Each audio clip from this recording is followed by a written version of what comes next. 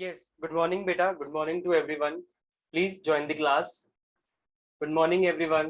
Good morning, अमन, ध्रुव, जन्नत, कृतिका। और कौन है क्लास में देखें।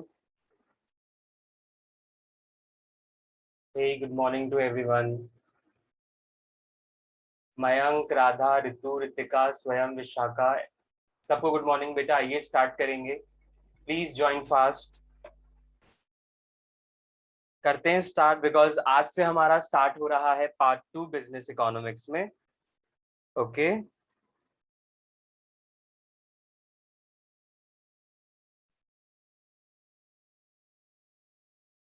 यस, तो we will be starting today part 2 of business economics, जो है हमारा about business and commercial knowledge, right.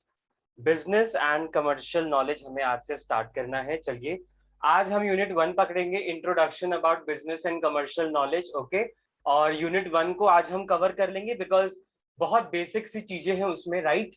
जो भी आपने अपने बिजनेस स्टडीज में 11th क्लास में आपने बीएसटी में जो स्टार्टिंग में टॉपिक पढ़ते थे आप regarding what is business, then business से कुछ फीचर्स होते हैं, क्या उद्देश्य होते हैं बिजनेस करने के, ठीक है। एंड बिजनेस के अलावा भी जो इकोनॉमी में एक्टिविटी की जाती है for the purpose of earning livelihood, तो वो एक्टिविटी भी कितने तरीके की हो सकती हैं apart from the business, right. And जब हम लाइवलीहुड की बात करते हैं कि जब हम अर्न करेंगे बिजनेस के थ्रू या किसी और प्रोफेशन के थ्रू या एम्प्लॉयमेंट के थ्रू, ठीक है, तो ये सब हमारे कॉन्सेप्ट्स होंगे जिसमें हम देखेंगे कि हम इस तरीके से अपना लाइवलीहुड चला सकते हैं। अगर हम बिजनेस की बात करें सीधे, तो बिजनेस भी बहुत टाइप्स के होते हैं, ठीक है। Like you guys have studied about the various forms of business, right. Various forms of business आपने पढ़ा है, तो वो फॉर्म्स भी आज हमें यहाँ पे डिस्कस करना है। लाइक कुछ तरीके के बिजनेस जो होते हैं वेरी कॉमन, हमने सबने पढ़ा है। सोल प्रोप्राइटरशिप होता है, राइट। पार्टनरशिप होता है, कंपनी होता है, दीज आर वेरी कॉमन। आपने हिंदू अनडिवाइडेड फैमिली के बारे में सुना होगा, ठीक है। तो यही कुछ फॉर्म्स ऑफ बिजनेस हैं जो आज हमें यहाँ पे डिस्कस करना है। तो ऑलमोस्ट चीजें आप लोगों ने इसमें पढ़ी हुई है, मुझे रिमाइंड कराने की जरूरत है, क्रक्स बताने की जरूरत है, ठीक है, इंपॉर्टेंट क्या है उसमें। तो उसी को एक बार डिस्कस करते हुए फिर हम ये यूनिट को कंप्लीट करेंगे, राइट। तो आइए ज्वाइन कीजिए सब और करते हैं अपना स्टार्ट आज की क्लास को। Business and commercial knowledge important तो है ही प्रैक्टिकल वर्ल्ड में, ठीक है, बिकॉज आप लोग प्रोफेशनल कोर्सेज कर रहे हो, ठीक है, तो प्रोफेशनलिज्म में तो बहुत ज्यादा इंपॉर्टेंट है ही। ओके, उसके साथ साथ इसमें क्या होता है कि बहुत चीजें आपको पहले पता होती हैं, बहुत चीजें आपको कंपनी के बारे में अभी पता चलेंगी, ठीक है। तो ऑलमोस्ट जो कॉन्सेप्ट्स हैं वो आप लोगों ने देखा है, सुना है, रिकॉल करने की जरूरत है, कुछ चीजों को याद रखने की जरूरत है, अदरवाइज इसमें कुछ ऐसा है नहीं एक्स्ट्रा समझने लायक, राइट। जैसे जो हमने पार्ट 1 किया था, तो उसमें तो हमारे पास कॉन्सेप्ट्स थे, डायग्राम होते थे, ठीक है, रिलेशनशिप होते थे, तो वो सब हमें पढ़ना पड़ता था, वो सब हमें समझना पड़ता था, इवन उसको याद भी रखना पड़ता था, ठीक है। But this is all about the learning. पूरा याद रखो इसको और माइंड में बस इसको याद रखना है कॉन्सेप्ट को, और कुछ नहीं है, ठीक है। सो इसको ऐसे ही करेंगे हम फटाफट से कंप्लीट, ठीक है। छोटे छोटे टॉपिक्स हैं, टोटल आपके 6 चैप्टर्स हैं, एक तो आज ही हो जाएगा, ठीक है।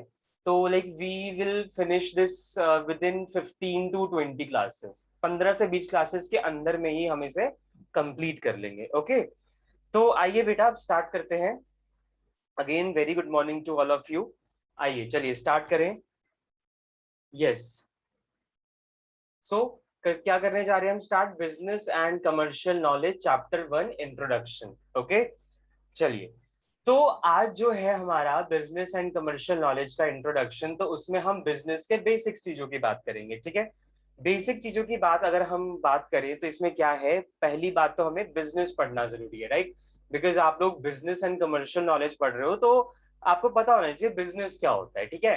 बट बिजनेस पे पहुंचने से पहले हम कुछ एक्टिविटीज को समझेंगे, बिकॉज बिजनेस क्या है, एक एक्टिविटी है जिसमें बहुत सारा काम करना होता है। तो अगर बहुत सारा काम करना है और बहुत टाइप की एक्टिविटीज इसमें इन्वॉल्व है, तो भाई वो क्या एक्टिविटी हो सकती है जिसके थ्रू बिजनेस बनता है, ठीक है। तो यहां से हमें स्टार्ट करना है, तो हमें क्या समझना पड़ेगा यहाँ पे सबसे पहले तो, कि ये एक्टिविटी क्या होती है, ठीक है, जिसे हम ह्यूमन एक्टिविटी भी बोलते हैं, ठीक है। मेनली तो कोई भी एक्टिविटी आप करो विदाउट ह्यूमन तो it is not possible, right. तो हम बात करने जा रहे हैं ह्यूमन एक्टिविटीज की। नाउ एवरी एक्टिविटीज में तो ह्यूमन इन्वॉल्व ही है, राइट। इवन अगर हम बात करें मशीन चलाने की भी, तो भाई मशीन खुद तो चल नहीं रही है, ठीक है। स्क्रीन ब्लर है बेटा, दिख रहा है ठीक से स्वयं? एक बार देखो, चेक करो, यहाँ पे सामने विजिबल है काफी स्टूडेंट्स को भी, इवन मुझे भी ठीक से दिख रहा है। चलो, तो एक बार रिफ्रेश कर लेना, दोबारा से लॉगिन करके ठीक हो जाएगा।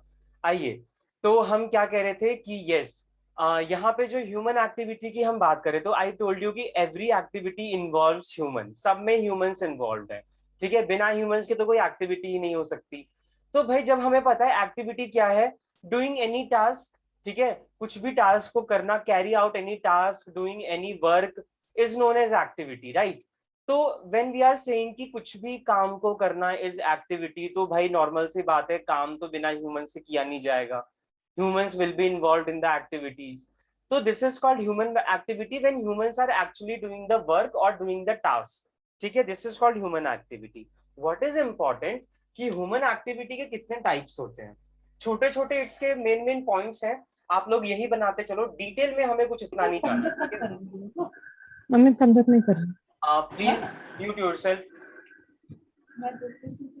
बेटा म्यूट करो अपने आप को। यस, तो मैं ये कह रहा हूँ कि नोट्स बहुत छोटे छोटे, ठीक है, तो लोगों को ज्यादा डिटेल में इसमें नहीं जाना, बहुत जो इंपॉर्टेंट पॉइंट्स है वही डिस्कस कर लो, काफी हो जाता है बेटा, ठीक है, उतने पॉइंट्स को ध्यान रखना है बस।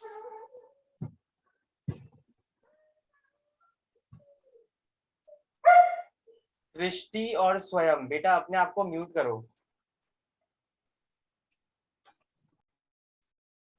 Okay, fine. तो हाँ, मैं क्या कह रहा था कि ह्यूमन एक्टिविटीज कितने टाइप की होती हैं आपकी, एक होता है इकोनॉमिक एक्टिविटीज और एक होता है नॉन इकोनॉमिक एक्टिविटीज। अब इस चीज से आप लोग भी अवेयर होंगे, what is economic activities and what is non economic activities. कोई बता सकता है क्या होता है इकोनॉमिक एक्टिविटीज एंड क्या होते हैं non economic activities? Very simple question. Sir economic activity वो होता है जिसमें हम पैसे मनी अर्न करते हैं, और नॉन इकोनॉमिक एक्टिविटी वो होता है जो हम सेटिस्फाई होते हैं चीज करके। ह्यूमन सेटिस्फैक्शन कह सकते हैं। Yes sir. यस, तो हमें मतलब बिल्कुल सही बात है। इकोनॉमिक एक्टिविटीज क्या है? These activities which we are doing to earn the livelihood, और वी कैन से कि हमें इससे पैसा मिल रहा है इससे करने से। इकोनॉमिक का मतलब क्या है? जब कुछ मॉनेटरी इन्वॉल्व हो। और नॉन इकोनॉमिक का मतलब क्या है? यस, बिल्कुल करेक्ट कृतिका। तो नॉन इकोनॉमिक क्या है? जिसमें मॉनेटरी तो इन्वॉल्व ना हो, आप अपनी स्वेच्छा से ये काम कर रहे हो, ठीक है। Excuse me. यस, तो ये नॉन इकोनॉमिक एक्टिविटीज क्या है कि हम अपनी मर्जी से कर रहे हैं, हमें ये बोला नहीं गया, किसी तरीके का कॉन्ट्रैक्ट नहीं है ये कि भाई तुझे पाबंदी है कि तू इस काम को करेगा and in return I am eligible to give you some money in return, ठीक है। तो ऐसा कुछ नहीं होता नॉन इकोनॉमिक में, ठीक है। तुम्हारी मर्जी है कर दो, तुम्हारी मर्जी नहीं मत करो, ठीक है। और मर्जी हो ना हो, काम पैसों के लिए नहीं किया जाता, ठीक है। काम पैसे के लिए नहीं किया जाता, काम किया जाता है अपने सेटिस्फैक्शन के लिए, अपनी ड्यूटीज फुलफिल करने के लिए, अपनी रिस्पॉन्सिबिलिटी निभाने के लिए, राइट। सो बहुत बेसिक सी बात है इसमें, ठीक है। तो थोड़ा सा इसमें लिख लीजिए अगर नहीं पता हो किसी को। तो ये है क्या? It refers to the activities, it refers to the activities which involve, it refers to the activities which involve. बहुत बार पेपर में क्वेश्चन में ना एमसीक्यूज में पूछता है कि बताओ, कुछ एग्जांपल्स दे दिए और आपसे पूछा बताओ which one of the example is of economic activities and which one is non economic activities, ठीक है। तो अगर किसी को ये पता है कि भाई इकोनॉमिक एक्टिविटीज में पैसा इन्वॉल्व है, नॉन इकोनॉमिक में पैसा इन्वॉल्व नहीं है, तो अपने आप ही एग्जांपल्स पहचान में आ जाएंगे, ठीक है। तो या write down, it refers to the activities which involve consumption and production for the purpose of consumption and production for the purpose of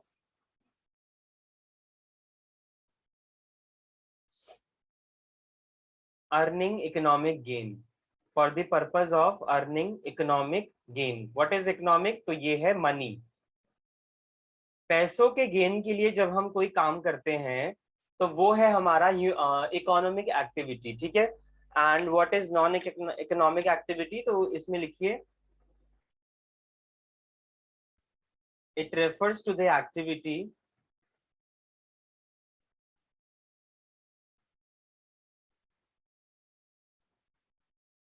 which gladly perform, मतलब हम अपनी मर्जी से खुश होके, ठीक है, ये काम को अपना कर रहे हैं, gladly performed with the aim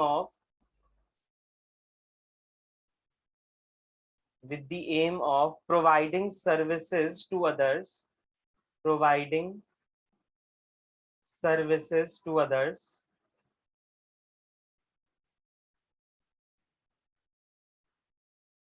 without any monetary gain in return, without any monetary gain in return,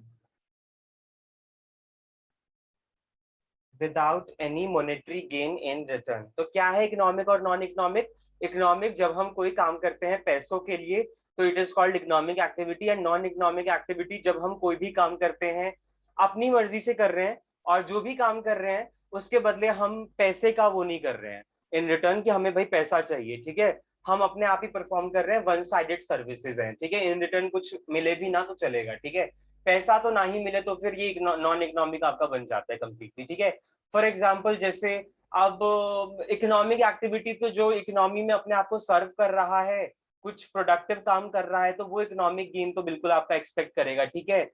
like जो सर्विसेज में एंगेज हैं, जो बिजनेस कर रहे हैं, जो एम्प्लॉयमेंट में बिजी हैं, जो प्रोफेशन कैरी आउट कर रहे हैं, तो वो सब तो बेटा आपका इकोनॉमिक एक्टिविटीज होगा, क्यों? क्योंकि उसको काम के करने के बदले उसको पैसे मिल रहे हैं, right. But non economic activity किसी की मदद करना, है ना, राह चलते बेगर को आपने कुछ वो दे दिया, आपने उसको एक तरीके से, ठीक है, आपने हेल्प कर दी, उसको कुछ पैसे दे दिए।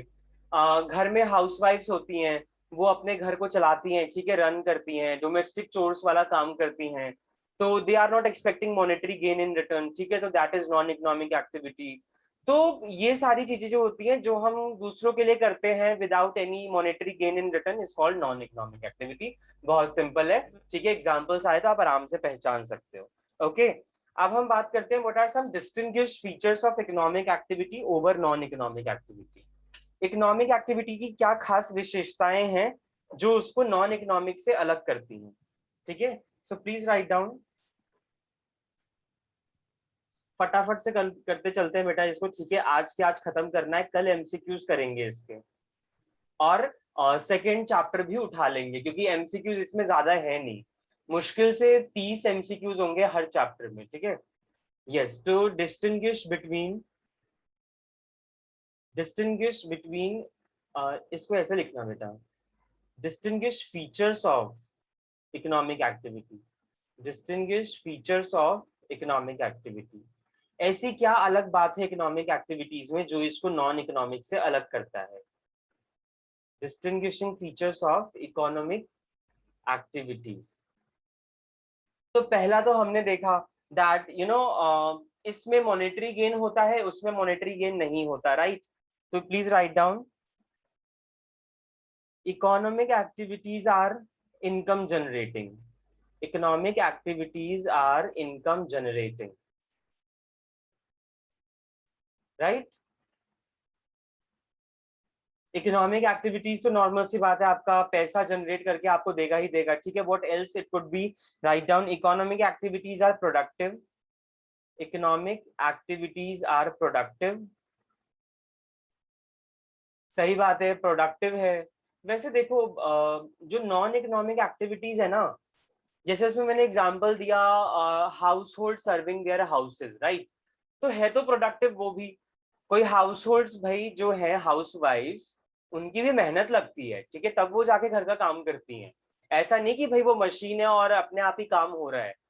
तो ये बड़ा ना बड़ा कंफ्यूजन सा एक वो है, वो डिबेटेबल टॉपिक भी कह सकते हो आप इसे, तभी सरकार भी इसको लेके बहुत कंफ्यूज रहती है, क्योंकि आप लोगों ने पढ़ा होगा नेशनल इनकम में कि जो हाउस होल्ड्स अपने घर को सर्व करती हैं उनका जो कंट्रीब्यूशन है वो नेशनल इनकम में काउंट नहीं किया जाता, because they are not producing anything for the nation, ठीक है, वो नेशनल आउटपुट में कंट्रीब्यूट नहीं कर रही हैं, बट नॉन मॉनेटरी। यस, हाँ, बट लेकिन मैं ये कह रहा था कि नॉन मॉनेटरी में ही आते हैं वो लोग, बट लेकिन ओके, मेरे हिसाब से वो इकोनॉमिक में आने चाहिए, because they are producing any something productive. ठीक है, ऐसे ही नहीं घर का काम हो जाता, ऐसे ही नहीं कुछ खाना बनाने का भी काम ऐसा नहीं है भाई, यही काम अगर तुम बाहर करो अच्छा खासा पैसा लोगे, ठीक है, क्योंकि खाना बनाना इज लाइक इक्वल टू कि आप तो शेफ का काम कर रहे हो, तो भाई अब वही काम हाउस होल्ड अपने घर में कर रही है तो उसको पैसे नहीं मिलते हैं, है ना। घर का स्वीपिंग करना, झाड़ू पोछा करना, यही काम दूसरों के घर में जाके करो तो पैसे मिलते हैं, और यही काम अपने घर में करो तो पैसे नहीं मिलते हैं।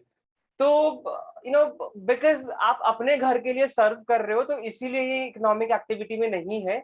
अदरवाइज अगर आप किसी और के लिए कर रहे हो और बदले में पैसा मांग रहे हो तो that means this will be included in economic activities. ठीक है, तो थोड़ा सा ना ये होता है कंफ्यूजिंग, बस एक इस एग्जांपल्स को लेके कि हाउस होल्ड का प्रोडक्टिव है या नहीं है। हाउसवाइफ भी प्रोडक्टिव काम करती हैं यार, ऐसी बात नहीं कि हाउसवाइफ प्रोडक्टिव काम नहीं करती, बट बात वही है कि वो अपने लोगों के लिए कर रही हैं तो नहीं इंक्लूड किया जा रहा। ठीक है, ओके। अच्छा बेटा, हमने क्या देखा, consumption and production both are economic activity, let me tell you.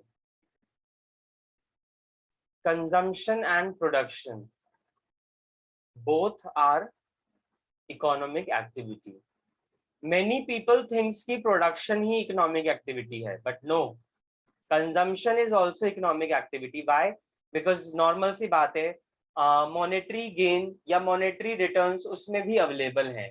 ठीक है, परचेज करोगे गुड्स एंड सर्विसेज, पैसा दोगे इन रिटर्न, तो तभी कंजम्पशन हो पाएगा भाई। ठीक है, चाहे तुम खुद के लिए खरीद रहे हो चाहे तुम किसी और के लिए खरीद रहे हो, तो मॉनेटरी तो इन्वॉल्व है इसमें। Then what else will be included in this at saving, investment and wealth. यही कुछ फीचर्स हैं जो कि आपको नॉन इकोनॉमिक में नहीं मिलेंगे। अब हर एक बात जो हमने करी सब में पैसा इन्वॉल्व है, राइट, तभी जाके वो आपका इकोनॉमिक एक्टिविटी बना है। तो this is about economic activity and non economic activity की इकोनॉमिक में मॉनेटरी गेन इन्वॉल्व है और नॉन इकोनॉमिक में मॉनेटरी गेन इन्वॉल्व नहीं है, बस इतनी सी बात ध्यान रखना। यही है इकोनॉमिक एंड नॉन इकोनॉमिक। अब हम बढ़ते हैं अपने बिजनेस पे।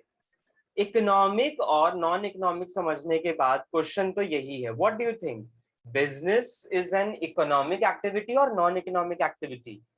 बताइए क्या लगता है, बिजनेस जो है इज इट इकोनॉमिक एक्टिविटी और non economic activity? Economic. Normal सी बात है, ये तो इकोनॉमिक एक्टिविटी है। ठीक है, क्वेश्चन भी कितना सिंपल पूछा है मैंने। तो इकोनॉमिक एक्टिविटी जो है बिजनेस, वो क्यों है बेटा, because it refers to the, इस बिजनेस की डेफिनेशन में ही हमें पता चल जाएगा कि इकोनॉमिक एक्टिविटी क्यों है। It refers to the economic activity, हम बोल तो रहे हैं कि ये इकोनॉमिक एक्टिविटी है, बट व्हाई?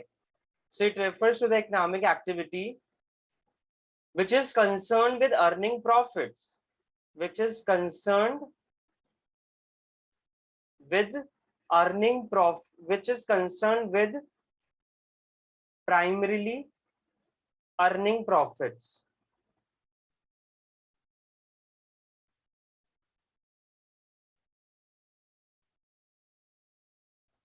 तो मेन कंसर्न जो है आपके बिजनेस का वो कहाँ पे है, to earn the profits. Business किया ही जाता है, प्राइमरी पर्पस ही होता है इसका प्रॉफिट कमाने का। ठीक है, बहुत बार क्वेश्चंस बनते हैं, what is the primary purpose of business and what is the secondary objective या पर्पस ऑफ बिजनेस।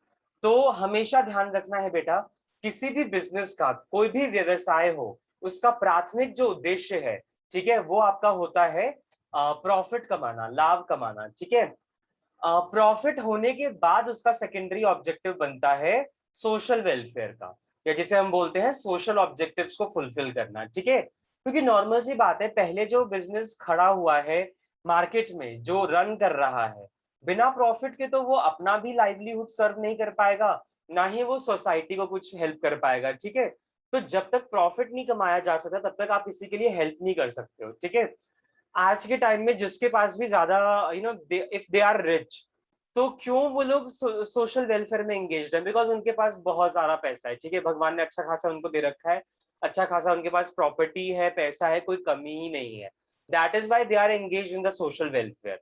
तो वैसे तो अब देखो क्या हो गया कि जो भी बिजनेस आता है मार्केट में, गवर्नमेंट पहले ही सेट कर देती है कि प्रॉफिट तो कमाओगे ही कमाओगे, बट जो भी प्रॉफिट होगा उसका कुछ परसेंट आपको कहाँ पे भेजना है?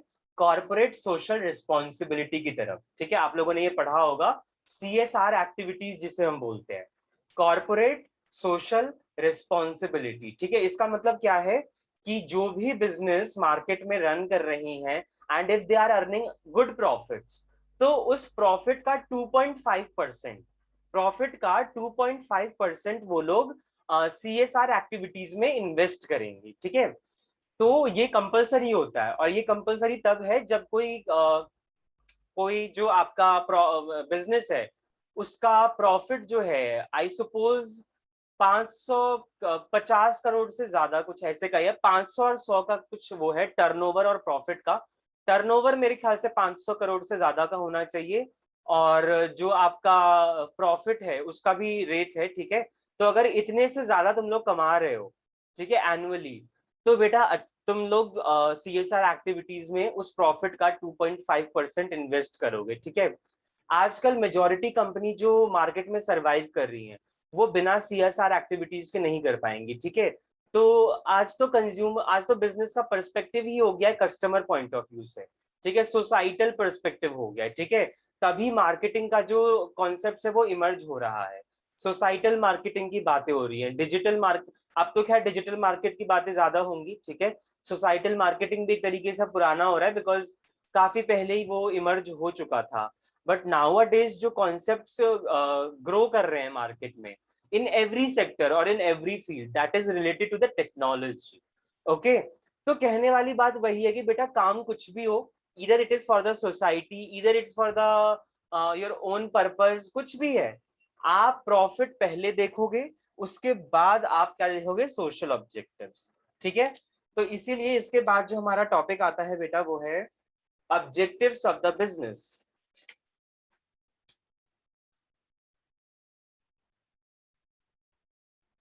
यस, क्या आता है हमारा टॉपिक इसके बाद? वो है ऑब्जेक्टिव्स ऑफ बिजनेस। तो मैंने अभी आपको बताया ऑब्जेक्टिव्स ऑफ बिजनेस, ठीक है, नोट कर लो एक बार, इस चीज को ध्यान में रहेगा हमेशा। ऑब्जेक्टिव्स ऑफ बिजनेस, उद्देश्य क्या है बिजनेस का? तो as I already told you, business के दो ऑब्जेक्टिव्स होते हैं, primary objective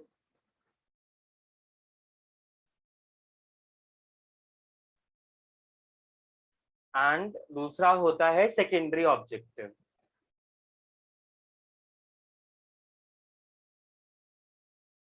secondary objective,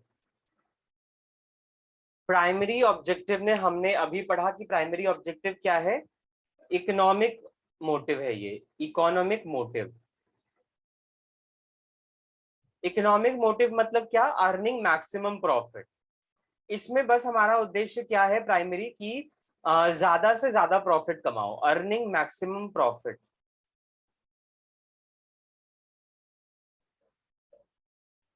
okay.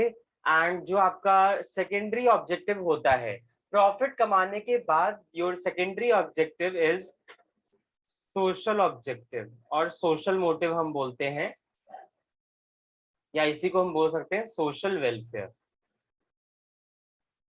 कभी कभी ये भी MCQs में बन जाता है, what is the primary purpose of a business, ठीक है। तो वैसे हम लोग को पता होता है, ये कोई बड़ी बात नहीं है, बट स्टिल एक बार इसको नोट कर ही लीजिएगा, ठीक है। ओके, आगे बढ़ते हैं बेटा। अब समझेंगे, ये तो हो गया बिजनेस का मेन बात, ठीक है, कि भाई व्यवसाय क्या है। व्यवसाय एक ऐसी आर्थिक क्रिया है जिसमें हमें बेसिकली मेन मोटिव क्या है? प्रॉफिट कमाने का, ठीक है। तो ये आपका बिजनेस है, बट पूरी इकोनॉमी में सिर्फ बिजनेस ही तो नहीं हो रहा है कि हर एक बंदा आज के टाइम में बिजनेस ही कर रहा है और बिजनेस से ही पैसे कमाया जा रहा है और बिजनेस से ही पूरी इकोनॉमी चल रही है। हाँ, ऐसा तो नहीं है, और भी बहुत सारी काम है, इकोनॉमिक एक्टिविटीज हैं जिसमें पीपल एंगेज हैं, ठीक है। तो आप ही बताओ मुझे, बिजनेस के अलावा और क्या क्या इकोनॉमिक एक्टिविटीज हो सकती हैं जिसमें people are engage, they are earning their livelihood from that sources, और क्या क्या हो सकते हैं तरीके?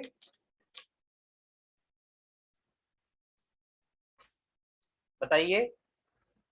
ओके, एग्रीकल्चर है, बिल्कुल सही बात है, एग्रीकल्चर में भी लोग बिजी हैं, तो that is something professional job जैसा आपने बताया, वेरी गुड। और क्या हो सकता है, इंडस्ट्रीज में एंगेज है, वेरी गुड। तो जैसे आप मुझे बता रहे हैं, manufacturing, industries, profession, agriculture, everything, right. तो बेटा बात ये है कि जो भी एग्जांपल्स आप लोग बता रहे हैं ना, everything is like particular economic activity. But ये जो है, ये आपने क्लासिफाई कर दिया उन तीनों के बीच में, ये आपने एग्जांपल्स दे दिए जो आपने अभी बोला, ठीक है। वो मेजोरिटी जो काम होते हैं इकोनॉमिक एक्टिविटीज, ये उसके एग्जांपल हैं। But let me tell you, जो मेन चीजें हैं, जो इकोनॉमिक एक्टिविटीज मेन होते हैं, वो तीन होते हैं। मतलब पूरी इकोनॉमी में तीन ही काम हो रहा होता है। देखो क्या होता है, एक तो बिजनेस चल रहा है, दूसरा लोग प्रोफेशन में एंगेज है, और तीसरा होता है एम्प्लॉयमेंट। ठीक है, तो हाँ ठीक है, गुड एग्जांपल्स, ठीक है। बट इसको जो आप लोगों ने एग्जांपल्स दिए ना, इसको हम फर्दर क्लासिफाई करेंगे इन्हीं तीन इकोनॉमिक एक्टिविटी में। पहले मैंने क्या बोला, बिजनेस। दूसरा मैंने क्या बोला, अच्छा एक बार नोट करो, इसमें हम यहीं पे डिफरेंस समझेंगे, ठीक है। हम यहीं पे ही इस चीज को समझ भी लेंगे। चलिए, क्या हम समझने वाले हैं, बिजनेस क्या होता है। एक तो हम समझ, एक तरीके से हम बिजनेस और बाकी जो काम करने के तरीके हैं इकोनॉमिक एक्टिविटीज, उसका हम डिफरेंशिएशन कर रहे हैं। तो एक होता है बिजनेस, एक होता है प्रोफेशन, और दूसरा होता है एम्प्लॉयमेंट। तो आप लोगों ने जो मुझे एग्जांपल दिए हैं ना, वो है तो इकोनॉमिक एक्टिविटीज, बट कुछ बिजनेस भी हो सकते हैं, कुछ प्रोफेशन में भी कैरी आउट किया जा सकता है, कुछ एम्प्लॉयमेंट भी हो सकता है, ठीक है। जैसे आपने एग्रीकल्चर बोला, तो बेटा एग्री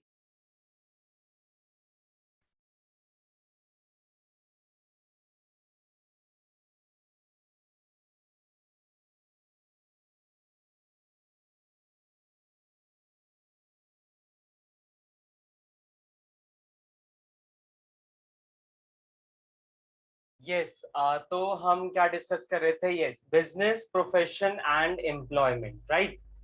तो बिजनेस, प्रोफेशन एंड एम्प्लॉयमेंट जब हम बात करते हैं, तो जो आपने एग्जांपल दिया है, this is all about something are business. कुछ चीजें एम्प्लॉयमेंट में है, कुछ चीजें आपके आते हैं प्रोफेशन में, ठीक है। जैसे आपने एग्रीकल्चर बोला, आपने इंडस्ट्रीज बोला, ठीक है। तो इंडस्ट्रीज हो सकता है, बिजनेस भी हो सकता है, कहने को एम्प्लॉयमेंट भी हो सकता है। एग्रीकल्चर भी बिजनेस भी हो सकता है, एम्प्लॉयमेंट भी हो सकता है, ठीक है। ट्रांसपोर्टेशन बिजनेस भी हो सकता है, एम्प्लॉयमेंट भी हो सकता है। और जो आप लोगों ने प्रोफेशन बोला है, प्रोफेशन तो अलग ही एक कैरी आउट वो हो गया सेक्टर, ठीक है, जहाँ पे बहुत ज्यादा नॉलेज चाहिए, स्किल्स चाहिए, पर्सनल एप्लीकेशन चाहिए, तब जाके वो प्रोफेशन बनता है। तो बेटा मेन जो ये काम आप बता रहे हो ना मुझे, इंडस्ट्री में काम करना, एग्रीकल्चर में एंगेज होना, ठीक है, और ट्रांसपोर्टेशन हो गया, या एनजीओज हो गए, एनीथिंग, मेजॉरिटी जो ये चीजें है ना, वो सब क्लासिफाई की जाती हैं बिजनेस में, ठीक है। मतलब बिजनेस, प्रोफेशन और एम्प्लॉयमेंट में, तीन चीजों में इन चीजों को बांटा जाता है, ठीक है। तो बिजनेस को तो हमने ऑलरेडी ऑलरेडी डिस्कस कर लिया है, ठीक है। अब हम आगे बढ़ते हैं अपने प्रोफेशन और एम्प्लॉयमेंट पे। आइए, प्रोफेशन और एम्प्लॉयमेंट को देखते हैं अब हम लोग। फाइन, तो हमारा क्या है ये देखिए। पहले क्या दे रखा है कि बिजनेस, प्रोफेशन और एम्प्लॉयमेंट में क्या डिफरेंस है, थोड़ा बहुत यहीं पे आइडिया दे दूं। बिजनेस आप लोगों ने पढ़ लिया है, क्या है बिजनेस, आपका इकोनॉमिक एक्टिविटी है जिसमें आप लोग खुद का काम कर रहे हो, खुद अपनी कंपनी खोल रहे हो, खुद एक फर्म खोल रहे हो और इसको चला रहे हो, और प्राइमरी पर्पस क्या है, प्रॉफिट कमाने का। प्रोफेशन क्या होता है बेटा, प्रोफेशन हर कोई नहीं कर सकता, बिजनेस हर कोई कर सकता है, अगर उसको परमिशन मिल जाए, सारा क्राइटेरिया वो मीट कर जाए, तो उसको बिजनेस हर कोई एक खोल सकता है। प्रोफेशन सब नहीं खोल सकते, प्रोफेशन सबके बस की बात नहीं होती, बिकॉज सबसे पहले तो इंपॉर्टेंट बात क्या है, for for entering into the profession you must be educated. पढ़ा लिखा होना जरूरी है सबसे पहली बात तो, ठीक है। और पढ़े लिखे होने के साथ साथ आपके पास वो वेरीफाइड भी हो, मतलब ट्रुथ हो, ट्रुथ फॉर्म में, कि हाँ भाई तूने ये काम किया हुआ है, या तूने इस पर्टिकुलर एजुकेशन तूने ले रखी है, दैट मीन्स आपके पास सर्टिफाइड होना चाहिए आपका कोर्स, ठीक है। आप जो भी काम कर रहे हैं, आप जो भी नॉलेज ले रहे हैं अपनी लाइफ में, ठीक है, जो भी एक्सपीरियंस आप कर रहे हैं, वो सब कुछ सर्टिफाइड होना चाहिए। तब जाके आप प्रोफेशन में एंटर करते हो। फॉर एग्जाम्पल जैसे yes, professional is based on skills as well as on the knowledge, okay, and these skills and knowledge are the personalized application.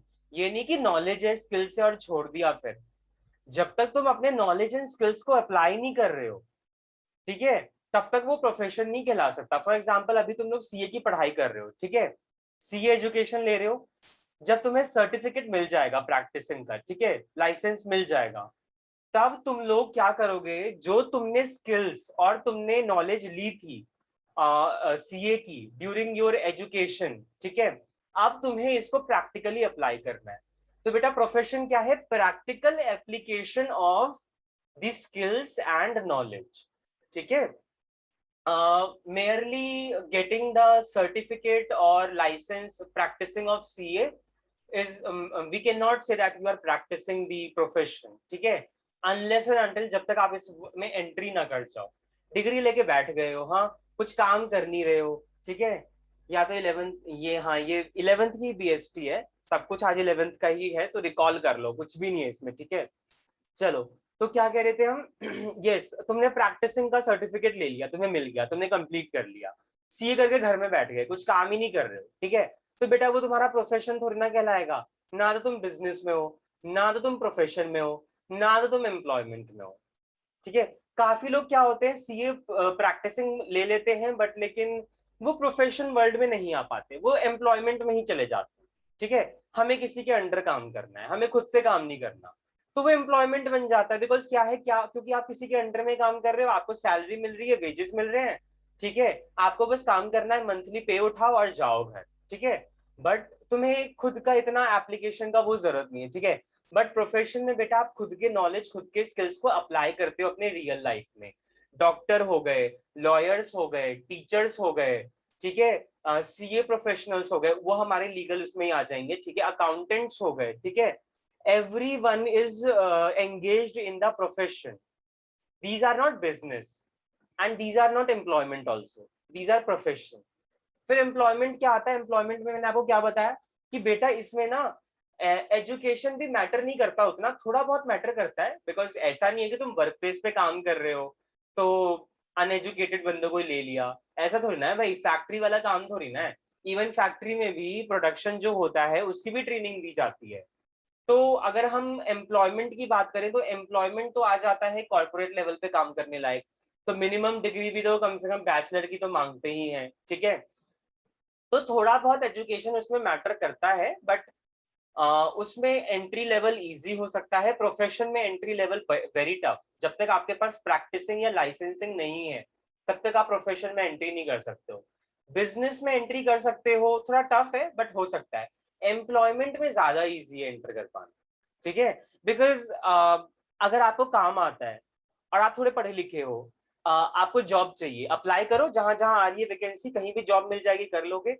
Business के लिए क्या है बेटा, थोड़ा टफ इसलिए है बिकॉज लार्ज कैपिटल की रिक्वायरमेंट है। जब तक आप लोगों के पास कैपिटल नहीं होगी तब तक आप लोग कैसे एंटर करोगे बिजनेस में, कैसे बिजनेस खोलोगे, कैसे रिसोर्सेज में ऑप्टिमम यूटिलाइज करोगे, कैसे तुम लोग लेबर्स लगाओगे, कैसे मशीनरी सेटअप करोगे।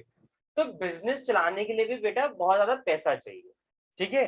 तो ये थोड़ा बहुत इंपॉर्टेंट सी बात है इनके बीच में। अब कुछ बेसिस पे हम इसको डिफरेंशिएट कर लेते हैं बेटा, बिजनेस और प्रोफेशनल और एम्प्लॉयमेंट को, ठीक है, आता है क्वेश्चन, तो उस बेसिस पे आप लोग डिफरेंशिएट कर लो। क्या बेसिस होगा हमारा, आइए, पहला बेसिस जो है हमारा वो है मीनिंग। काफी सारी बातें तो उसकी मतलब ही बता देती हैं, कॉन्सेप्ट के मीनिंग ही बता देते हैं, ठीक है। यस, बिजनेस क्या है, तो बिजनेस आपका है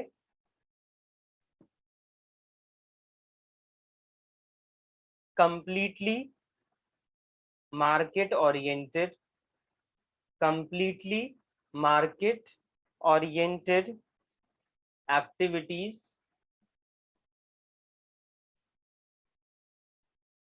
like trade, industry and commerce।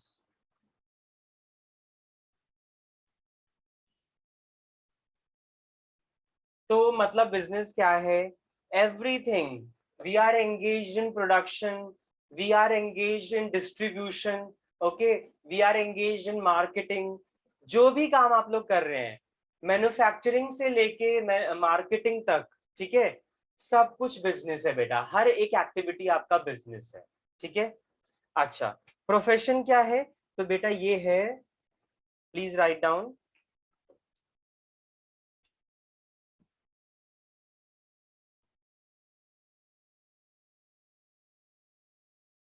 personalized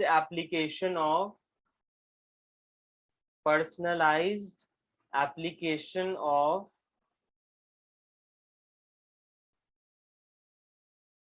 special knowledge and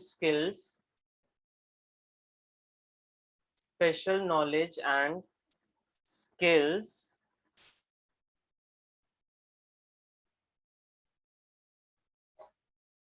under the professional body.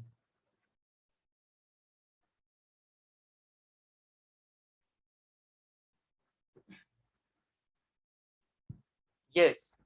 तो प्रोफेशन आपका क्या है? प्रोफेशन आपका है बेसिकली जो भी आपके पास स्किल्स है या जो भी आपने नॉलेज ली है, इसको जब आप प्रैक्टिकली अप्लाई करते हैं या पर्सनली अप्लाई करते हैं, ठीक है, वो आपका प्रोफेशन कहलाता है। टीचर ट्रेनिंग लेने के बाद, टीचर एजुकेशन पूरी करने के बाद मैं टीचर बन जाऊं, तो this is called profession, because जो मैंने ज्ञान हासिल किया मैंने उसी फील्ड में एंट्री करी, ठीक है। डॉक्टर एमबीबीएस की डिग्री लेने के बाद, वो अपना डॉक्टर की पढ़ाई करने के बाद प्रैक्टिकली अप्लाई करता है डॉक्टरी को, ठीक है, जो भी उसने पढ़ा हुआ है उसको प्रैक्टिकली अप्लाई करता है in the clinics and in the hospitals. तो this is called that doctor is a profession, डॉक्टरी इज अ प्रोफेशन। लॉयर्स हैं, ठीक है, एलएलबी करने के बाद, एलएलएम करने के बाद वो इस पढ़ाई को प्रैक्टिकली अप्लाई कर रहे हैं रियल वर्ल्ड में, तो दिस इज कॉल्ड प्रोफेशन। आप लोग सीए की पढ़ाई कर रहे हो, ठीक है, जो भी आप लर्निंग करोगे, प्रैक्टिसिंग जब आप करोगे इसका, तो आपका कहलाएगा प्रोफेशन, ठीक है। अब आता है एम्प्लॉयमेंट। एम्प्लॉयमेंट आपको क्या है बेटा? Rendering services. ध्यान रखो, इसमें ना तो तुम कोई अपना दुकान खोल के नहीं बैठे हो, ना तो तुम अपने कोई नॉलेज प्रैक्टिकली अप्लाई कर रहे हो, तुम बस सर्विस दे रहे हो। Rendering services under a contract of employment, okay, under a contract of employment। employment मतलब रोजगार होता है, ठीक है, under a contract of employment for wages and salaries, for wages and salaries।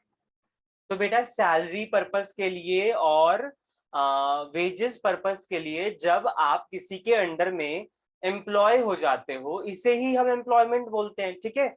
आपको अपना बिजनेस खोलने की जरूरत नहीं है, अपने पैसे लगाने की जरूरत नहीं है, अपने रिसोर्सेज लगाने की जरूरत नहीं है, ना तो आपको किसी भी तरीके का कोई सर्टिफिकेट लेने की जरूरत है प्रैक्टिसिंग का, ठीक है।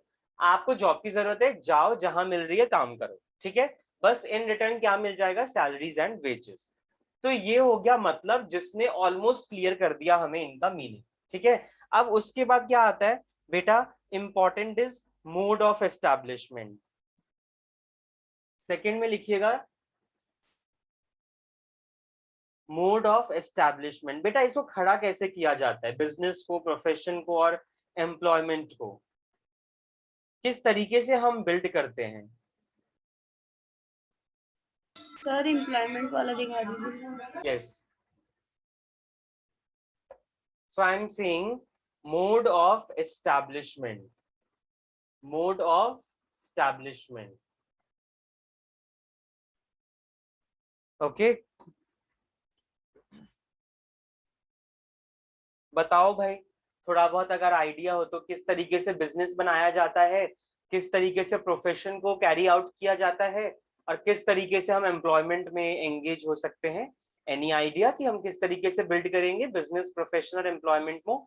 आप ऐसे समझिए कि हम एंट्री कैसे लेंगे, इसमें स्टार्ट कैसे करेंगे। How to start the business. Very good, capital से हम बिजनेस स्टार्ट करेंगे। Capital and legal formalities are required for starting the business. Very good. Degree से हम क्या करेंगे?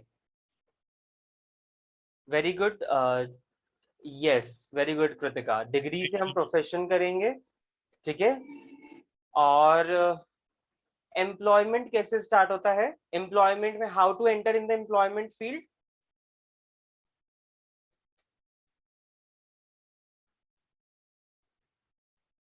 Letter of appointment. जैसे बिजनेस को चलाने के लिए you need capital, you need resources, you need to fulfil other legal formalities, वो सब पूरा हो गया। सर्टिफिकेट ऑफ इनकॉर्पोरेशन जब मिल गया, समझो तुम्हारा बिजनेस खड़ा हो गया, उस दिन से तुम्हारा बिजनेस चालू है, ठीक है, रजिस्टर्ड हो गया उसके बाद, ठीक है। Then yes, when we are saying कि प्रोफेशन, तो बेटा प्रोफेशन तब चालू हो सकता है, जब तब एंटर हो सकता है जब आपके पास प्रैक्टिसिंग का सर्टिफिकेट हो। तो बेटा अभी तुम सीए की पढ़ाई कर रहे हो, प्रोफेशन तुम तब आओगे सीए का, सीए प्रोफेशन तब कहलाओगे जब तुम्हारे पास सीए का प्रैक्टिसिंग सर्टिफिकेट मिल जाएगा, ठीक है, उससे पहले नहीं हो सकता। Yes very good Radha. और एम्प्लॉयमेंट कब, जब तुम्हारे पास एम्प्लॉयमेंट लेटर मिल जाए कि भाई इस डेट को आपको ज्वाइन करना है, this will be the firm, this will be the role and responsibilities, this will be the workload, this will be your salary expectations, right, ये आपका जॉब ड्यूटीज है, बस करो परफॉर्म, बस इतनी सी बात है, ठीक है।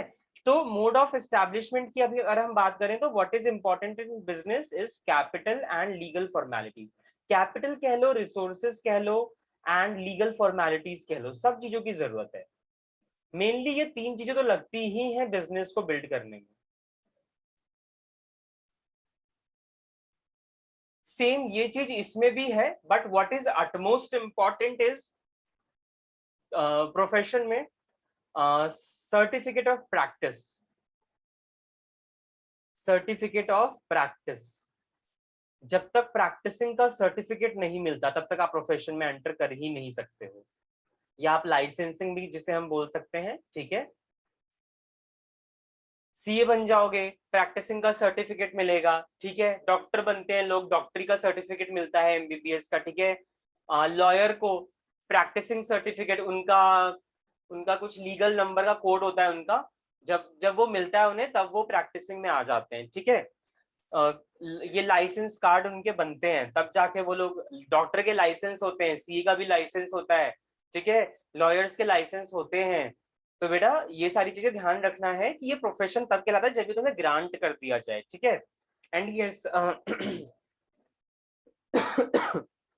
एम्प्लॉयमेंट में आपको क्या है, letter of appointment, letter of appointment. Letter of appointment जिस दिन मिल गया, स्वागत है आपका कंपनी में, स्वागत है आपका एम्प्लॉयमेंट फील्ड में, ठीक है। लेटर ऑफ अपॉइंटमेंट, या हम इसको बोल सकते हैं सर्विस एग्रीमेंट, कॉन्ट्रैक्ट सर्विस बोलते हैं ना, सर्विस कॉन्ट्रैक्ट। मेनली जो बेटा एम्प्लॉयमेंट है ना वो कॉन्ट्रैक्ट बेसिस पे किया जाता है, ठीक है। अब ये कॉन्ट्रैक्ट रिन्यूअल हो सकता है, बट अपॉइंटमेंट हो गया, कुछ भी काम करना हुआ है, कॉन्ट्रैक्ट साइन करवा लिया जाता है, ताकि ड्यूरिंग दैट पीरियड जब आप एक कंपनी में काम कर रहे हो आप दूसरी कंपनी में ना जाओ, ठीक है। This is the rule. Okay आगे बढ़ते हैं। यस, अब हम बात करेंगे थर्ड पॉइंट की, दिख भी रहा है यहाँ पे, थोड़ा सा बड़ा हो गया है ना, थर्ड पॉइंट आ जाए, सोर्स ऑफ लाइवलीहुड। बेटा ये तो बहुत सिंपल है, चलो बताओ, बिजनेस करने से हमें क्या मिलता है, लाइवलीहुड का सोर्स क्या है, बताओ। वेरी गुड, बिजनेस का तो प्रॉफिट हो गया।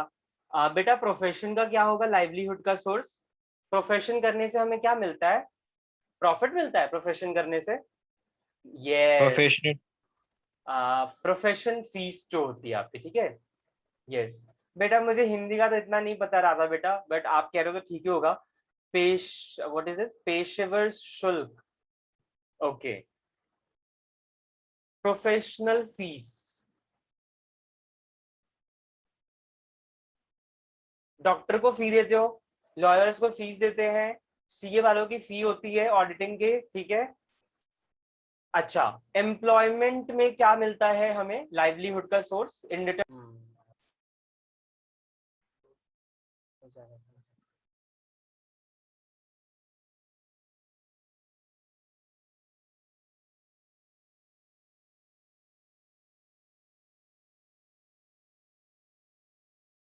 यस, तो वी वर टॉकिंग कि सोर्स ऑफ लाइवलीहुड, बिजनेस में आपका प्रॉफिट है, प्रोफेशन में आपके फीस हैं, एंड यस एम्प्लॉयमेंट में क्या होता है, wages and salaries.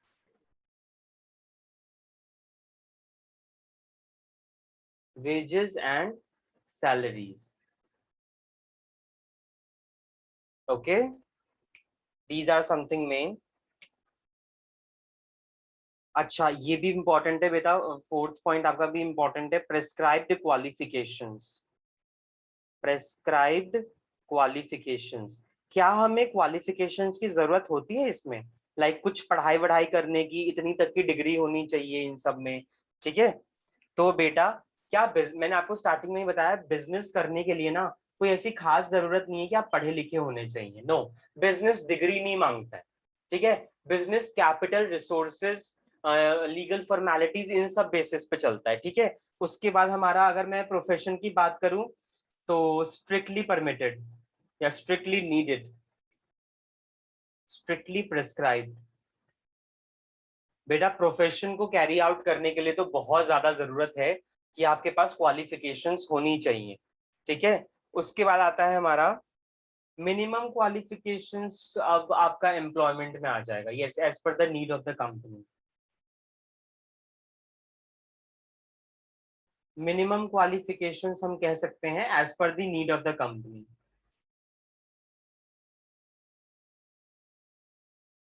As per the need of company, company की जरूरत के हिसाब से अगर बोलता है कंपनी की मिनिमम इतनी क्वालिफिकेशन होनी चाहिए, तो चाहिए ही, ठीक है?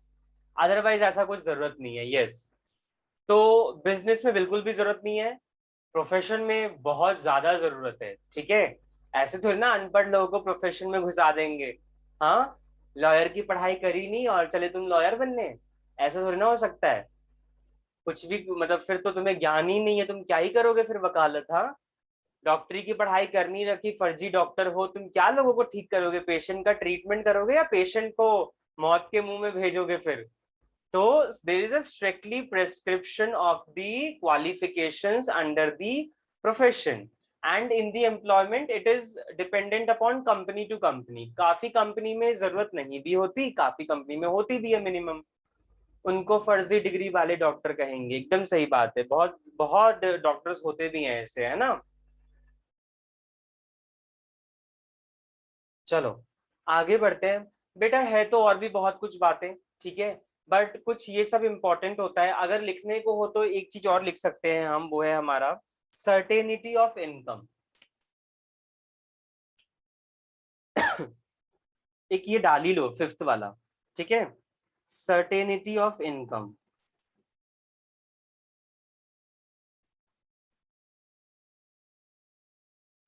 क्या गारंटी है कि इनकम जो है वो कॉन्टिन्यूस बेसिस पे आता रहेगा? मतलब सर्टेनिटी है उसमें, फ्लक्चुएशंस नहीं है, अनसर्टेनिटी, कभी मिला कभी नहीं मिला। तो बेटा आप खुद सोचो, बिजनेस प्रॉफिट कमाता है, बिजनेस तो है ही अनसर्टेन, तो प्रॉफिट भी क्या हो जाएगा, कंप्लीटली अनसर्टेन।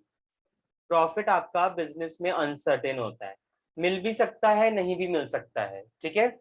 बहुत ज्यादा अनसर्टेन होता है बिजनेस में प्रॉफिट, ठीक है? हाँ, अच्छा,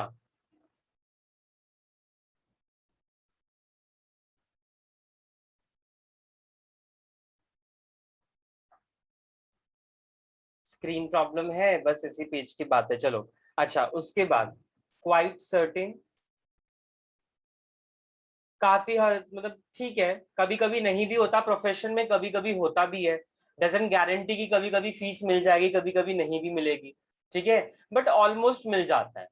बहुत मिनिमम चांसेस हैं कि फीस नहीं मिलती आपको, ऑलमोस्ट इट इज सर्टेन कि हाँ आपने काम किया, आपने प्रोफेशन कैरी आउट किया, आपका जो इनकम है इट इज सर्टेन, ठीक है, कुछ ना कुछ आपको मिल ही जाएगा।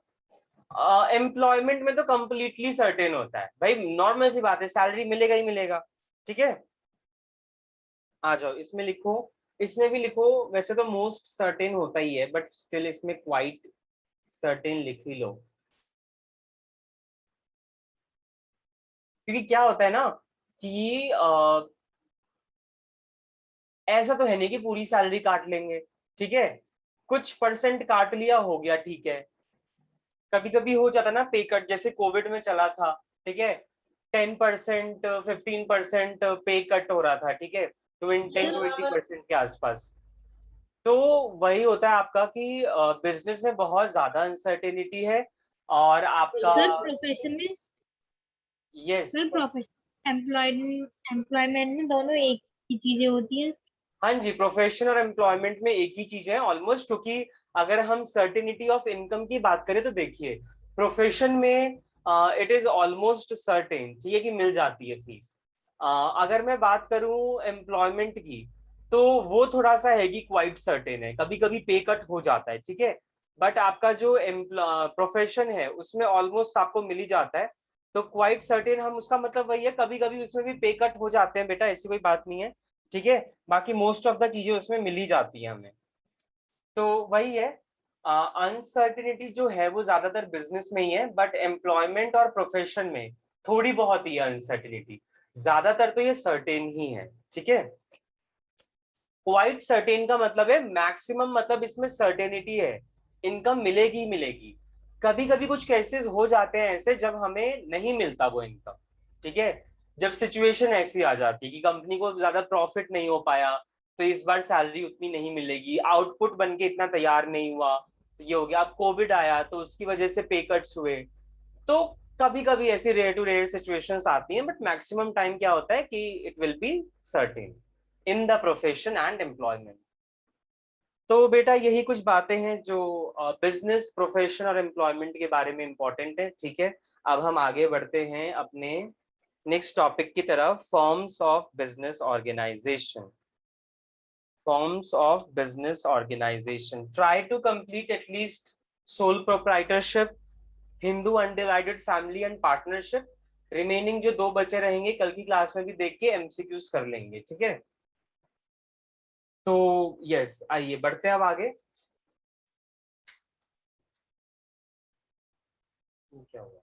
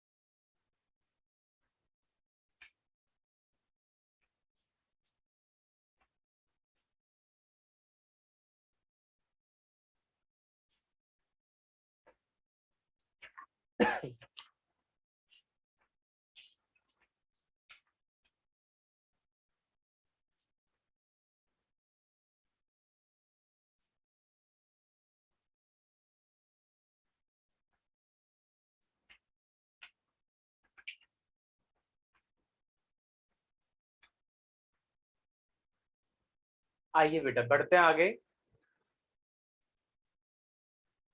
और अब हम बात करने जा रहे हैं the very important topic, forms of business organisation. Please write down the heading, forms of business organisation.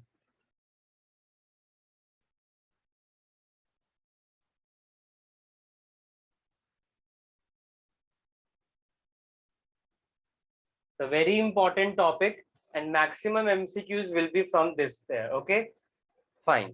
बढ़ते हैं बेटा आगे, आइए।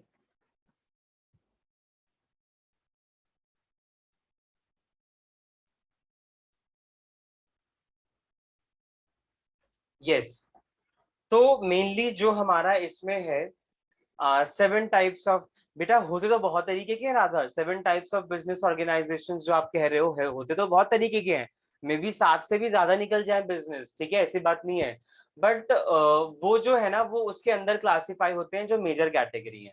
मेजर कैटेगरी आप पहले लिख लो, फिर हम एक एक करके उसको डिस्कस कर लेते हैं, ठीक है। आइए, मेनली आपको 5 ही पढ़ने हैं, ठीक है। पहला है आपका सोल प्रोप्राइटरशिप,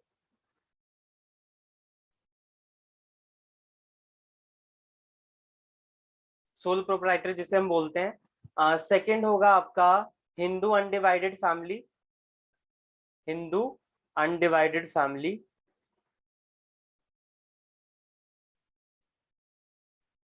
तीसरा होता है आपका partnership.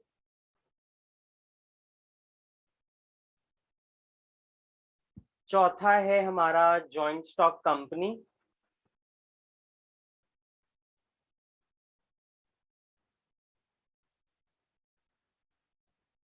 And fifth we will discuss company,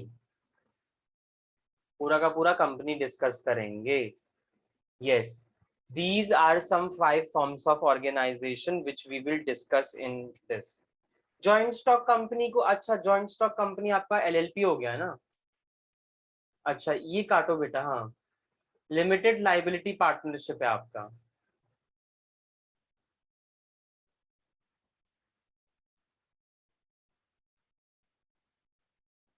मैं तो कंपनी के टाइप में चला गया, जॉइंट स्टॉक कंपनी दूसरी चीज होती है। लिमिटेड लाइबिलिटी पार्टनरशिप ये पढ़ेंगे हम, ठीक है। पहले वो पार्टनरशिप में ही था, लिमिटेड लाइबिलिटी पार्टनरशिप, बट आज के टाइम पे एलएलपी जो है ना वो पार्टनरशिप से काफी डिफरेंट है, ठीक है। तो उसमें हम पढ़ेंगे मेनली। इसमें मैंने कंपनी का टाइप लिख दिया था, वो तो कंपनी में भी आपके private companies, public companies, government companies, joint stock companies ऐसे आती हैं, ठीक है।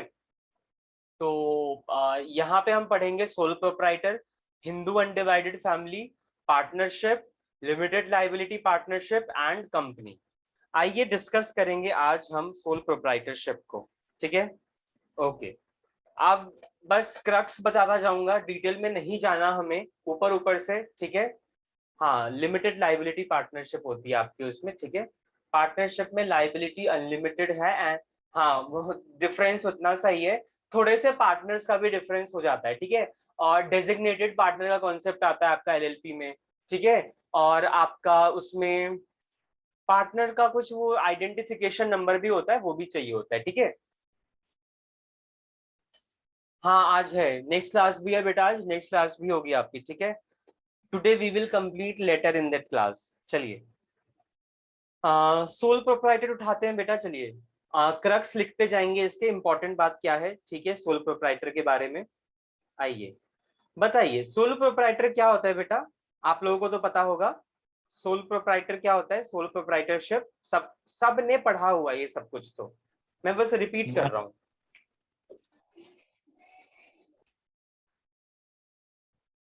यस,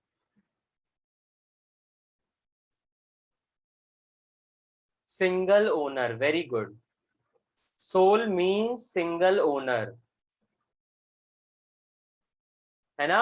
अकेला जब कोई मालिक है बिजनेस का तो वो आपका कहलाता है सोल प्रोप्राइटरशिप, ठीक है। आप खुद से ही एक बिजनेस खड़ा कर रहे हो, आप खुद ही उसके मालिक हो, ठीक है। आपके अलावा कोई उसका मालिक नहीं है, ठीक है। तो बेटा जो भी है तुम्हारा है, तुम्हारे कैपिटल, तुम्हारे रिसोर्सेज, प्रॉफिट भी तुम्हारा, लॉस भी तुम्हारा, रिस्क भी तुम्हारा, ठीक है। सब कुछ तुम्हें ही देखना है, मैनेजमेंट भी तुम्हारा, ओके। तो एंटरप्रेन्योरशिप, एंटरप्रेन्योरशिप एक इनोवेशन होता है, इन्वेंशन होता है जो न्यू आइडिया लेके आता है, बट जरूरी नहीं कि वो अलग अकेला ही मैनेज करे बिजनेस को, ठीक है। तो don't mix it with the entrepreneurship. अकेला वो आइडिया भी 2-3 जनों को मिलके लेके आ सकता है, तो नॉट नेसेसरी कि entrepreneurship will be sole proprietor, ठीक है। सोल प्रोप्राइटरशिप तो आज के टाइम पे आपको देखने को ही नहीं मिलेगा, बहुत रेयर टू रेयर आपको देखने को मिलेगा, ठीक है। ये बहुत पुराने फॉर्म्स ऑफ बिजनेस ऑर्गेनाइजेशन है।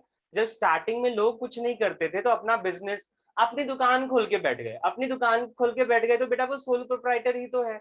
आज के टाइम में तो दुकान भी लोग पार्टनरशिप करके खोलते हैं, क्योंकि उनको पता है यही जीवन है, इसी पे बिजनेस चलाना है, नहीं चला तो फिर दूसरा बिजनेस देखेंगे, पर मेन फोकस क्या है कि बिजनेस चले। तो बेटा जॉइंट पार्टनरशिप होके आती है, वो चाहे भाई भाई का पार्टनरशिप हो, भाई बहन का पार्टनरशिप हो, दोस्त दोस्त का पार्टनरशिप हो, ठीक है। बार्बर शॉप, बार्बर शॉप को भी सोल प्रोप्राइटर में तुम डाल दो, है ना। बेटा ये बिजनेस ऑर्गेनाइजेशन है, इसमें बिजनेस कहलाने के लिए तुम्हें कहने को तो हम बिजनेस बोल देते हैं, ठीक है, बट ये जो हम फॉर्म्स पढ़ रहे हैं ना, इसमें है कि भाई तुम्हें मिनिमम कैपिटल इतनी होनी चाहिए, ठीक है। वैसे तो बार्बर शॉप अपना चला रहा है तो ठीक है, कोई बात नहीं, वो भी बिजनेस कर रहा है अपना, ठीक है, बट ये वो बिजनेस तो नहीं है ना जो हम अलग से उसमें क्लासिफाई करके पढ़े कि this comes into the partnership. वो तो छोटा मोटा एग्जांपल चला जाता है, ठीक है। If I am talking about the sole proprietorship, तो आपको एग्जांपल्स ऐसे ढूंढने चाहिए लाइक अदानी ग्रुप्स वाले, अंबानी ग्रुप्स वाले, इंफोसिस वाले, ऐसे टाइप वाले। वैसे तो ये सब भी आपका सोल प्रोप्राइटर है नहीं। अंबानी की बात करें या इंफोसिस की बात करें, टाटा की अगर हम बात करें, टाटा का I am not sure, Ratan Tata तो है ही, और भी थे इसके, ठीक है, तो वो भी पार्टनरशिप फर्म से थी बेटा, अकेला तो नहीं बिल्ड किया था उन्होंने, ठीक है। तो किसी का फैमिली बिजनेस होता है, कोई दोस्त वगैरह मिल जाते हैं और पार्टनरशिप क्रिएट कर लेते हैं, तो वो वाली बात आ जाती है इसमें, ठीक है। तो सोल प्रोप्राइटर को अगर हम समझें तो अकेला मालिक, ठीक है, तो इसमें हम क्या लिखेंगे, प्लीज राइट डाउन।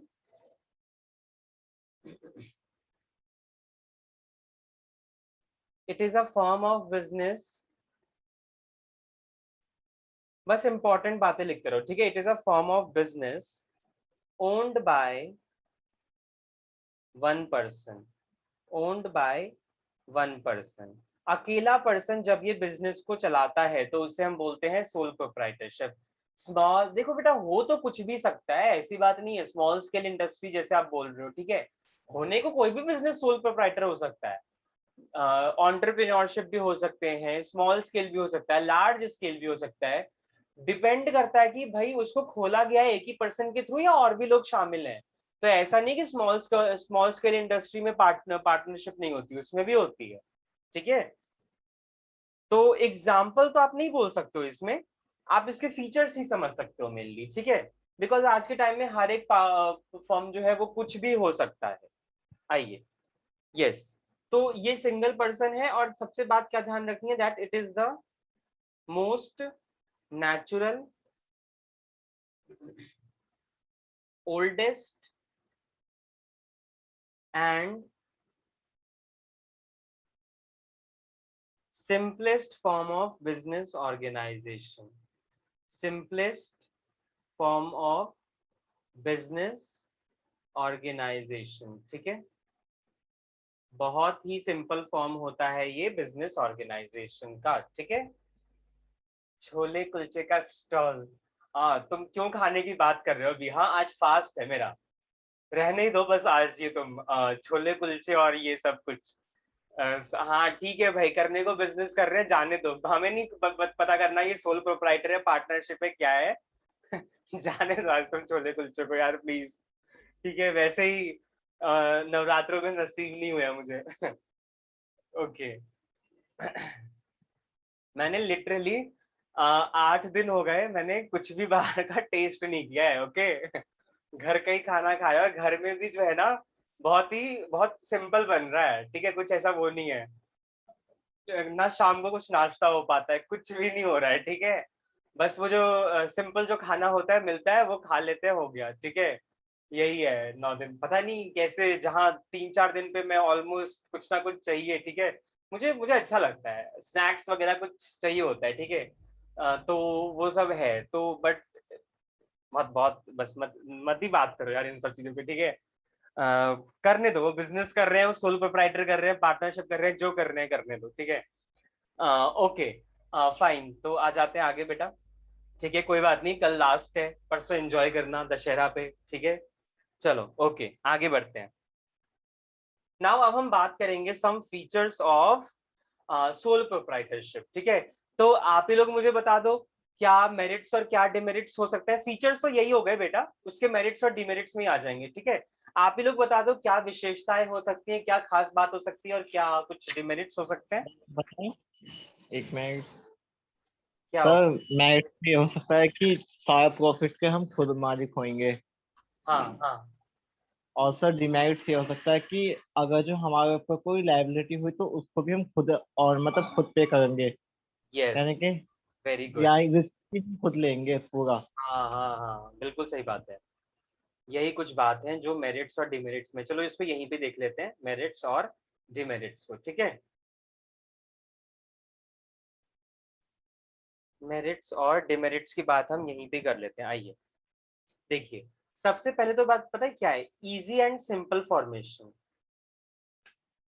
आप अकेले खोल रहे हो बिजनेस तो आपको बस लीगल फॉर्मेलिटी तक की दिक्कत है, पर आपको ज्यादा कोई इसमें दिक्कत नहीं आएगी, ठीक है।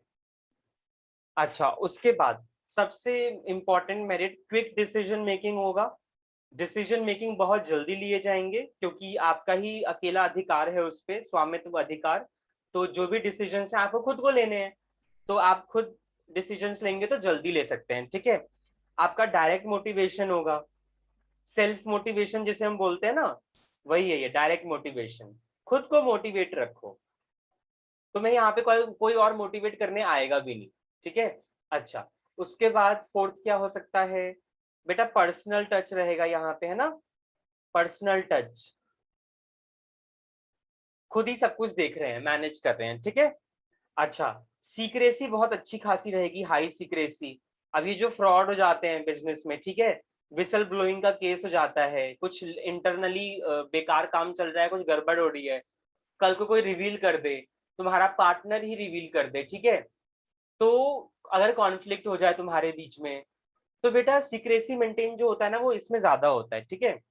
And the next one is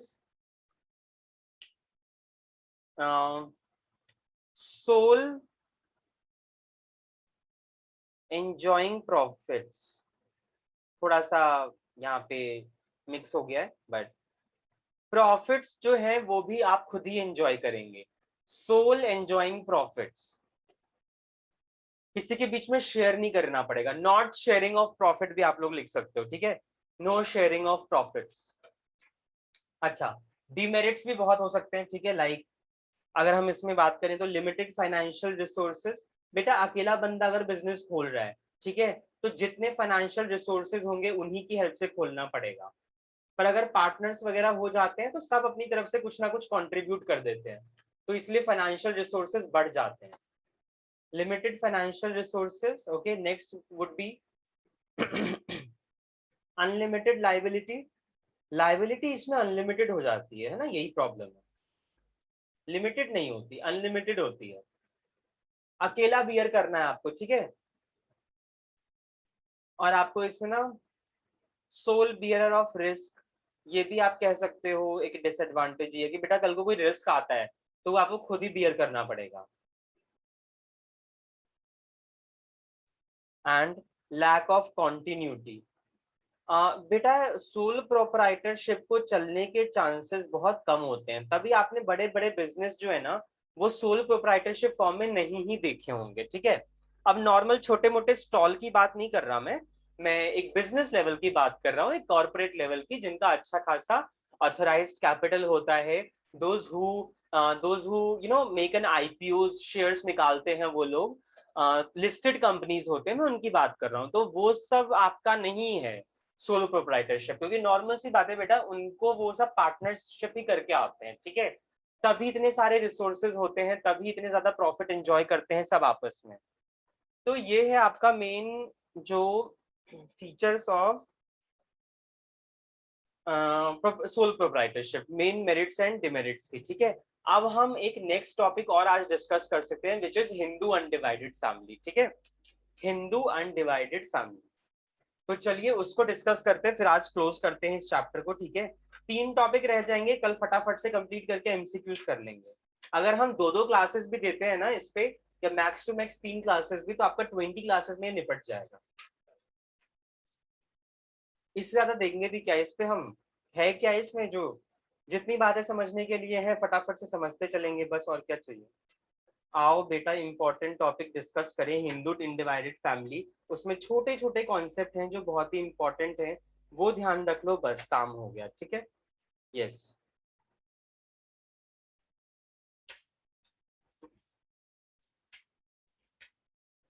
एक मिनट रुको, पेजेस भर गए आज यहाँ पे,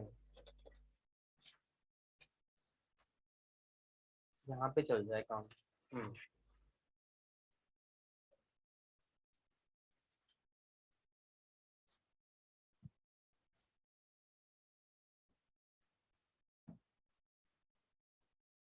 यस, तो अब हम बात करेंगे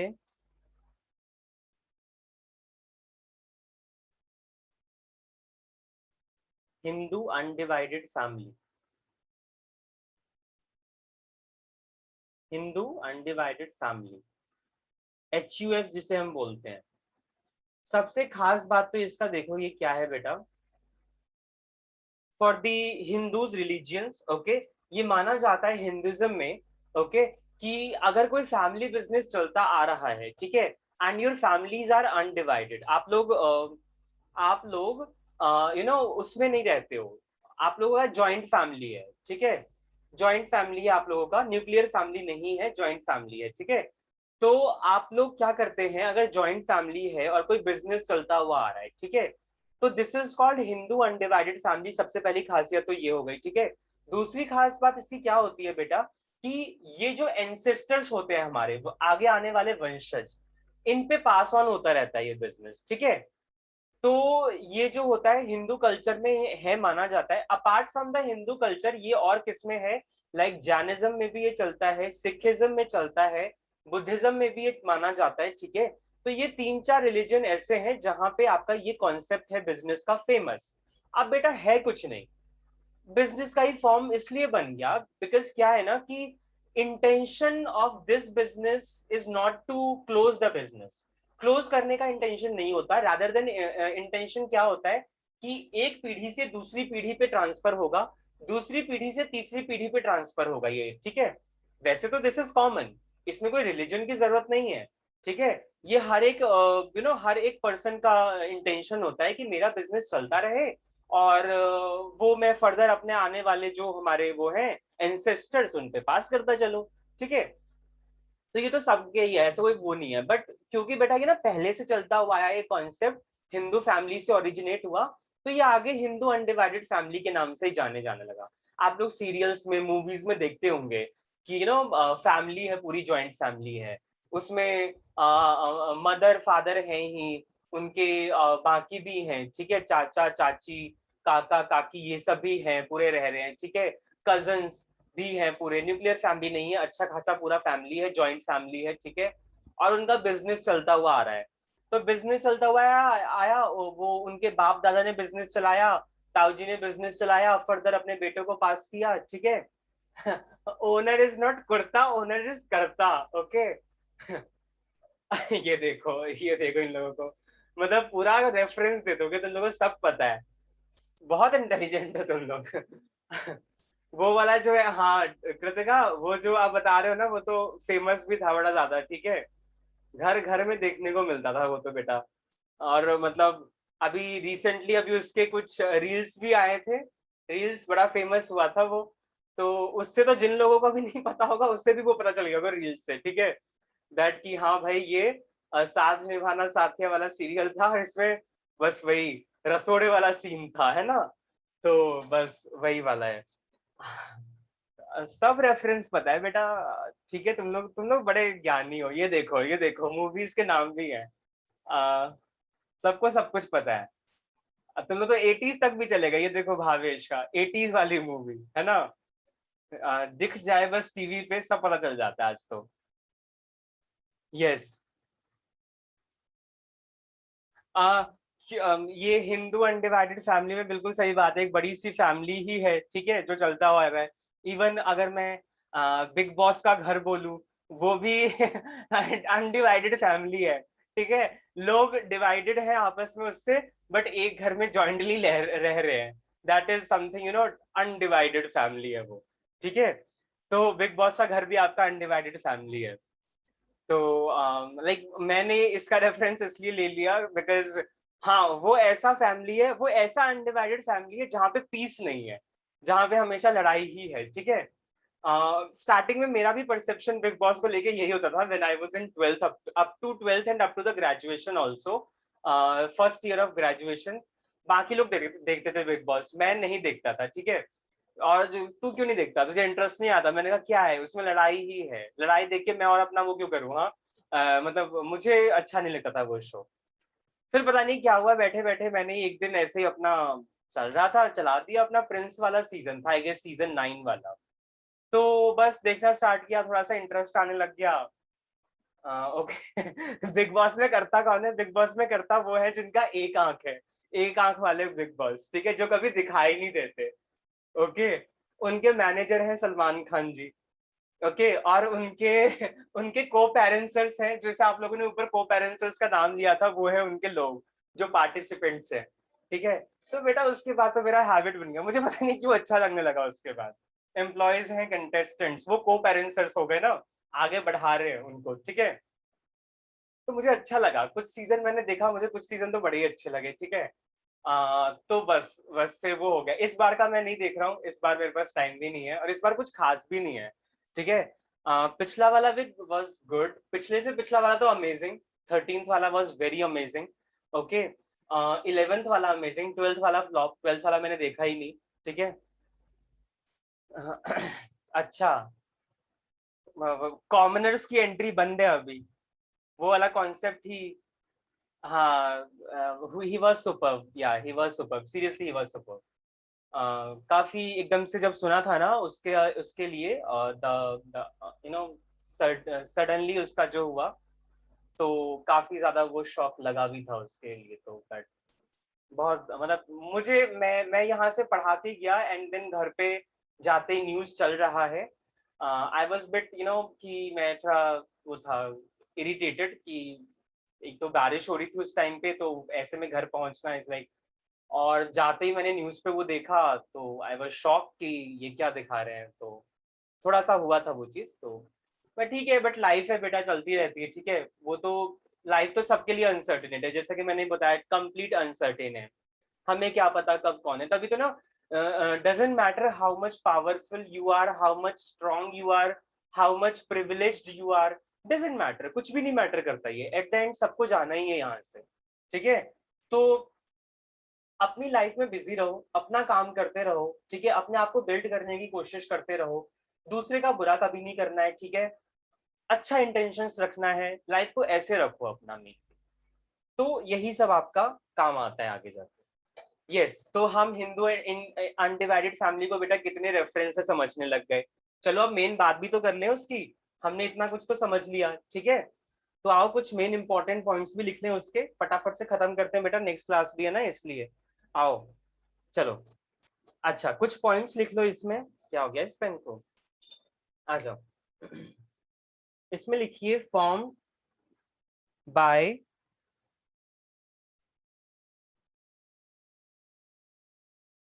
ग्रुप ऑफ पीपल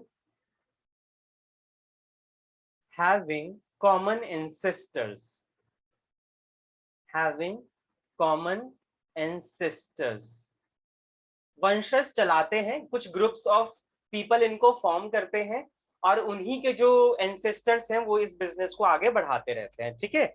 और इंटेंशन क्या होता है, कभी बंद ना करने का। HUF enjoys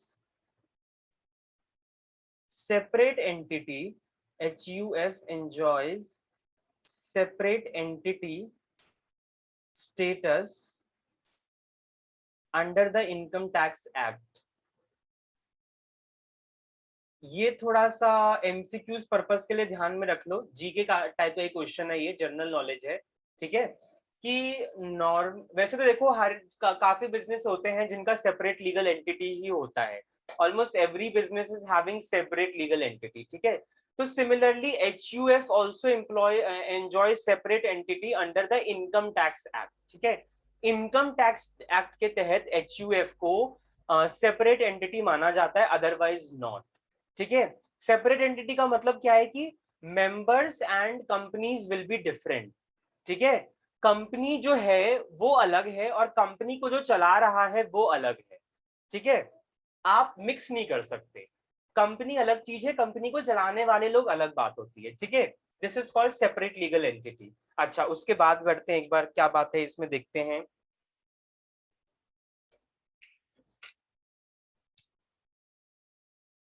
please write down definition of HUF includes, mainly बेटा देखो वैसे तो हर रिलीजन में अप्लाई होता है, बट कुछ खास रिलीजन है जहां पे ये कंप्लीटली एप्लीकेबल है, तो वो आप लिख लो। HUF इंक्लूड्स, हिंदुइज्म में तो है ही, तभी तो ये हिंदू अनडिवाइडेड फैमिली बोला गया है, ठीक है। बुद्धिज्म भी इसको फॉलो करते हैं, ठीक है। जैनिज्म भी इसमें आता है, एंड आपका जो कुछ ये सिखिज्म भी इसमें आता है, ठीक है। तो ये कुछ रिलीजन्स हैं जो खास हैं HUF फॉर्म के लिए, ठीक है। अनडिवाइडेड फैमिली हम कह सकते हैं। इंपॉर्टेंट क्या है बेटा, ये है head of the family, head of the family is known as karta, head of the family is known as कर्ता।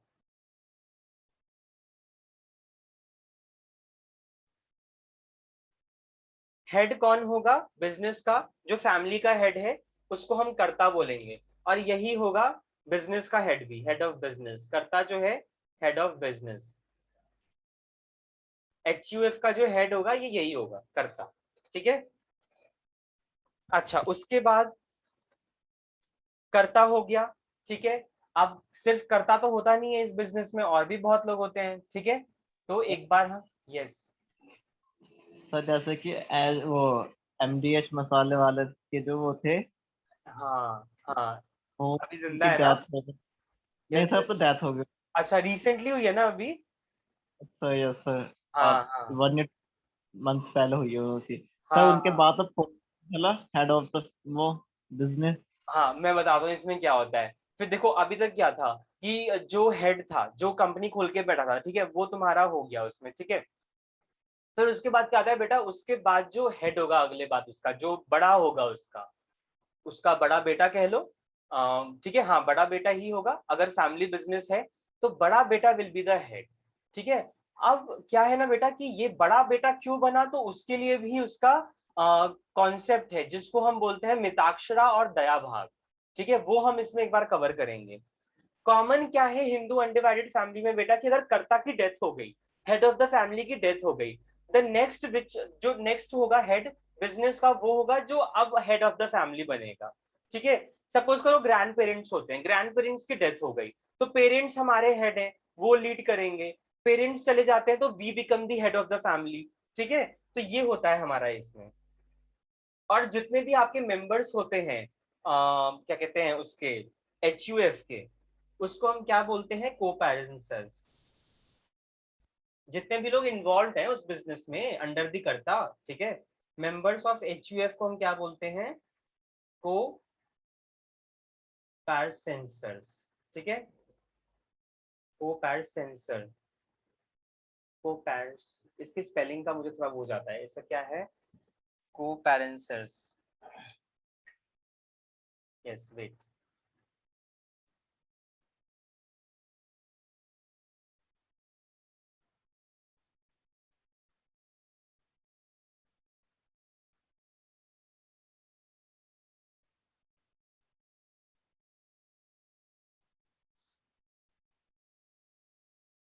यस हियर इट इज, सही जा रहा था मैं तो। को पैरेंसर्स, ठीक है, ओके।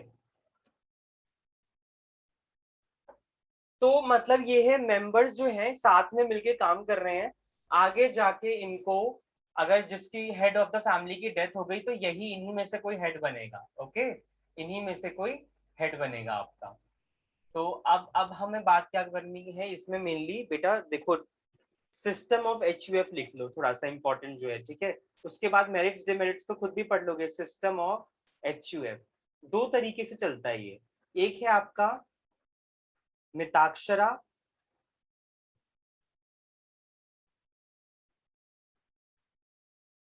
और दूसरा आता है आपका दया भाग। मिताक्षरा एंड दया भाग, ओके, यस। मिताक्षरा में बेटा क्या होता है, मिताक्षरा में ना आपका मेनली क्या है, बाय बर्थ आपको राइट मिला हुआ है, ठीक है, by birth. I don't know, मुझे मटेरियल में तो नहीं दिखा, बट ये हम सब ने पढ़ा हुआ है, जब भी हमने HUF पढ़ा था, तो इसलिए पता होना चाहिए। मिताक्षरा क्या है,